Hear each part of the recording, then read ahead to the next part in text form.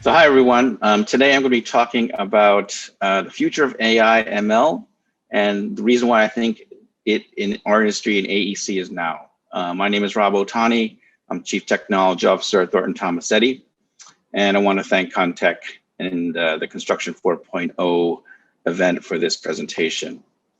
Thornton Tomasetti is a large engineering office around the world. We do mostly vertical type structures from small to the tallest building in the world.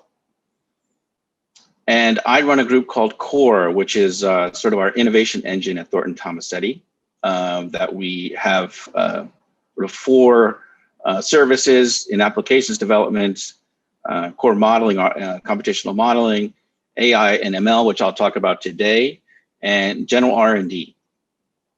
So we're sort of organized in this fashion. We have these sort of three focuses on efficiency, automation, and R&D. And for some products that we think are more beneficial outside of the company, we push them out to a startup called our TTWiiN entity. So why AI and ML now? Well, we think that there's significant gains that could be had in speed and productivity, that it will solve the problem in our industry of parallel design collaboration, which is mostly right now done in series. We think that there's a significant opportunity for knowledge transfer and knowledge accessibility within large offices and around the community. And then we think that will allow creativity, both from AI doing mundane tasks, but also creating new ideas about design using AI and ML. It will open up significantly new services in our industry, as well as integrations with building digital twins. So the industry is typically, in tech, that is far ahead of where we are now. And so I think that we're sort of right at this juncture where AEC is ripe to start leveraging this technology for our services. In 2014, I gave this presentation about big data, and I didn't know anything about AI at that time, but in my mind, now that I look back at it, I was actually talking about AI. And so the people on the left were experts in our offices designing the tallest building around the world and the most complex projects. How do you take that really intelligence, that intelligent sort of minds and processes, and harness that into an application? Well, that's machine learning in AI. And more broadly, I think it looks like this: is how do you take the entirety of the company or the industry's knowledge and put that into apps, or at least series of apps that can be leveraged for the rest of eternity, essentially. Currently, when there's a very smart person in an office, when they retire, well, guess what? Their intelligence leaves the company and is no longer to be had, which is sort of, how we make money is from our intelligence. So how can we embed that intelligence into an app? So we started this research in 2015 when one of my application developers sort of explained machine learning to me. And we published this article in 2015 at the International Association of Shell and Spatial Structures Symposium, where we use machine learning to predict the embodied energy of a generic building with various parameters, the parameters you see on the left there, which ended up having 10 million possible combinations of parameters. That would have taken 95 years. Each calculation took 5 minutes. So we used linear regression and produced that same design space in under an hour, essentially, using AI.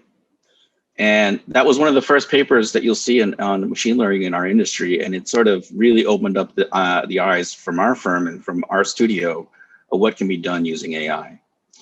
So in 2018, we released an app called Asterisk, which was structural engineering for ML. And basically what it does is it designs a complete building, structural design, beams, columns, floors, slabs, and foundations in under a minute, just from amassing the perimeter outline of a building. either in steel or concrete, and calculate sort of the, sort of high level metrics of the weight of the structure, the cost per square foot of the structure, and the embodied energy of the structure. This was probably ahead of its time a bit, and we've been using this in our practice for multiple projects. Fast forward to about a year and a half ago, we started to research how computer vision can be used in our business. And so we created this startup called TTWiiN.ai, which uses multiple ML models to basically do what multiple people do in weeks. We can do it in a day. And basically it calculates whether something is structural or non-structural, the sort of proximities or the distance from the object, classifies the material, as well as classifies the damage detection, of which we've trained this model on terabytes of information for our office. And basically just from an image, it starts to categorize and quantify damage, facade damage. And this is just a video of how it works. So basically there are multiple classifiers. We're using the technology of today, which is extremely powerful. And you can see there it's detecting damage right next to what the human actually predicted in a very sort of high rate of accuracy. It's not going to be perfect, and we don't expect it to be, but if it can do what a human does, again, in hours versus weeks, that's significant improvement to that type of practice. So this is still in the R&D stages, but we think there's significant benefit for this. This is how do you use BIM data to train AI models. We released a software in 2016 called KONSTRU, which is basically a data schema for BIM models. And so what it does is it connects all of these different applications and processes into the sort of central model database. And so what it does is, and today I'm going to talk about the AI ML part. Basically what it does is, this is the building I designed in 2012, essentially is finished in 2015. What it does is take the entire BIM model and flattens it out into a database. So this is an Excel file of that entire model. And so with this structured data, we can then create AI ML models from that structured data. And it's hard to see there, but all the information for that BIM model that you see in three-dimensional space is flattened out into a 2D database. So we did a test just for the columns in that particular model that you saw there to see if we can create a machine learning model just from the columns in that particular model. We use these tools. We were able to demonstrate just from that model that you can do this just from a single BIM model. Now imagine if you take all of the BIM models in our industry, or at least in our office, you'll be able to use ML from pre-existing designs. Lastly, this is something that I think is needed in our industry. We're calling it Cortex. It's something that we're working on now, which is a platform for data set training and API model deployment. So why are we doing this? That Asterisk app that I showed you took 2 years to develop. The majority of that time was actually creating the machine learning models. The application probably only took about 6 months, but there's significant time lag in going from data to model. And what we want to do is shorten that time significantly. So this has a centralized deployment for bespoke AI models. There's a simple API call for various models that you want to open up to your collaborators, and it's completely shareable. So I show this self-driving car analogy of how there's millions of data points and data sets to train a car, but there's only 3 outputs. There's a steering wheel, there's a gas pedal, and the brake pedal. And it's significantly complex, right? They're years away from having a true AI-based level 5 autonomous car.